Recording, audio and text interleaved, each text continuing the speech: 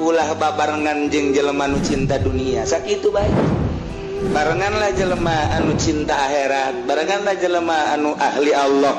urang lalaunan babarengan jeung ahli Allah kebal-kebal tepa kebal-kebal mah nyana ge teu kuateun ngobrolna teh ka Allah bae bakal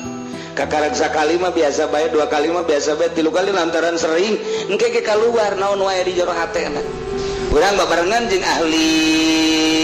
ekonomi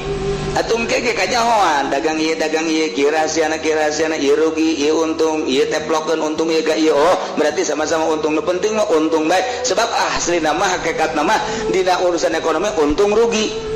dan lain sebagainya kebal-kebal urang nyaho rumus-rumus dagang kitu kene urang deka Allah deketan ahli Allah kebal-kebal naon wae di hatena keluar oh gitu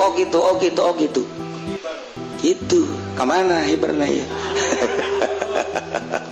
Nailah la tujalisul mauta fatamutu qulubukum bila wamanil mauta jadi jelema nu cinta dunia hakikatna mah bae eta